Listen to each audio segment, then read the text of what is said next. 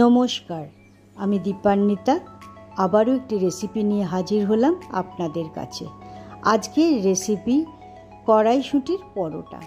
এটি বানানোর জন্য আমি একটা ডো জারের মধ্যে 2 কাপ আটা যোগ করে দিলাম।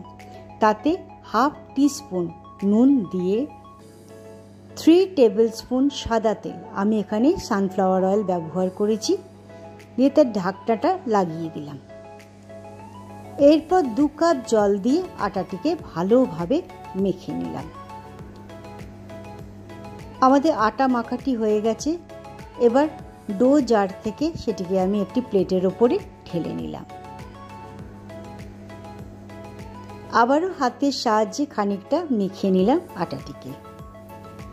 এরপর সামান্য তেল হাতে নিয়ে সেই আটা মাখার গায়ে ভালোভাবে লাগিয়ে দিলাম। আবারও কিছুটা মেখে নিয়ে এটি বাটির সাহায্যে ঢাকা দিয়ে 10-15 মিনিটের জন্য রেখে দিলাম।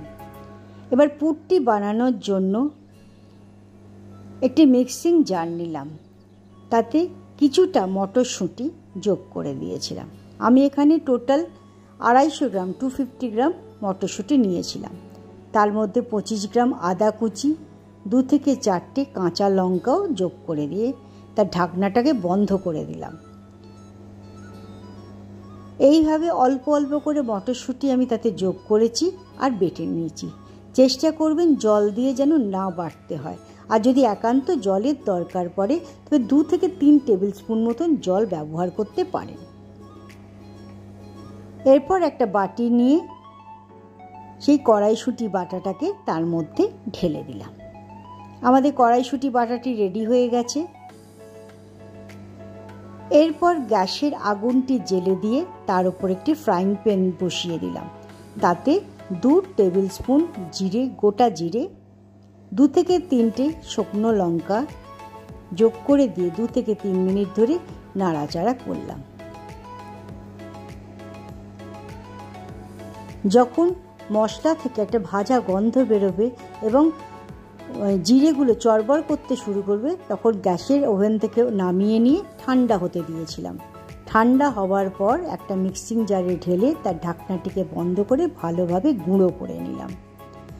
আমাদের ভাজা মশলাটি তৈরি হয়ে গেছে। এবার গ্যাসের আগুনটি জ্বেলে দিয়ে তার উপর একটি কড়া চড়িয়ে তাতে 2 থেকে 3 টেবিল স্পুন সর্ষের তেল যোগ করে দিলাম। তেলটি গরম হয়ে গেলে বেটে রাখা মটরশুঁটি তার মধ্যে ঢেলে দিয়েছিলাম। এরপর ক্রমাগত নাড়াচাড়া করেছিলাম লো ফ্লেমে। প্রায় 10 থেকে 15 মিনিট ধরে নাড়াচাড়াটি করতে হয়েছিল, এবং নাড়াচাড়াটি ক্রমাগত করতে হবে, ছেড়ে দিলে তলায় ধরে যাবার চান্স আছে। এরপর স্বাদ মতো নুন ও 1 টেবিল স্পুন চিনি যোগ করে দিয়ে আবারও নাড়াচাড়া করতে শুরু করলাম। এরপর মটরশুঁটির কালারটি যখন ডার্ক গ্রিন কালার হয়ে যাবে, তখন তার মধ্যে ভেজে রাখা যে গ্রাইন্ড করে মশলাটি তৈরি করে রেখেছিলাম তার অর্ধেকটা দিয়ে আবারও কিছুটাকে নাড়াচাড়া করলাম, এবং মটরশুঁটির ভেতরকার জল যখন শুকিয়ে যাবে তখন গ্যাসের আগুনটিকে বন্ধ করে দিয়ে সেটিকে ঠান্ডা হতে দেবেন। ঠান্ডা হয়ে যাওয়ার পর আবারও রেখে দেওয়া যে ভাজা মশলাটি ছিল তার সঙ্গে যোগ করে দিয়ে আবারও কিছুটা নাড়াচাড়া করে নিয়েছিলাম। আমাদের মটরশুঁটির পুরটি রেডি হয়ে গেছে।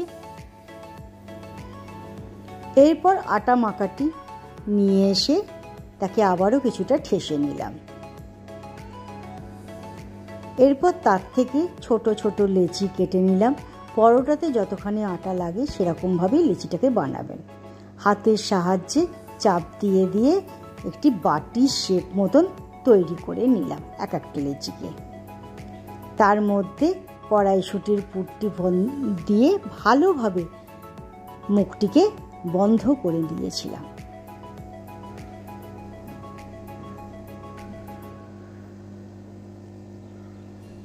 এইভাবে সমস্ত লেচিগুলোর মধ্যেই কড়াইশুঁটির পুর ভরে আমি তৈরি করে নিয়েছিলাম।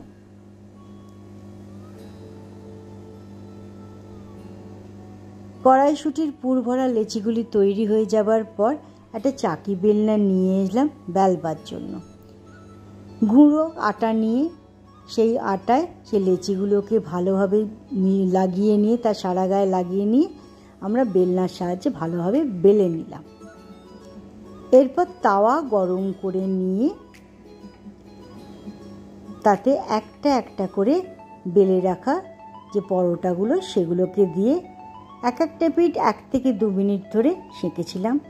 সেঁকাটা পুরোটাই হাই ফ্লেমে করেছি।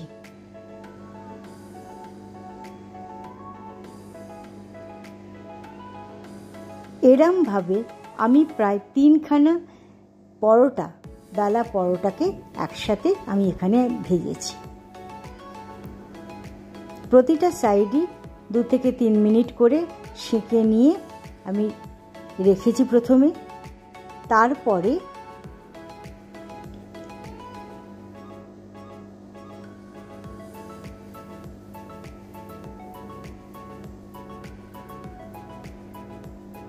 তারপরে তাতে তেল দিয়ে যতটা আপনার দরকার ততখানি তেল নিয়ে ব্যবহার করবেন। সেটিকে দিয়ে ভালোভাবে এপিট ওপিট করে ভেজে নিয়েছিলাম। আমাদের ভাজা এখানে হয়ে গেছে এবং সেটিকে তাওয়া থেকে একটি প্লেটের উপর উঠিয়ে নিলাম। সস দিয়ে সেটিকে পরিবেশন করলাম।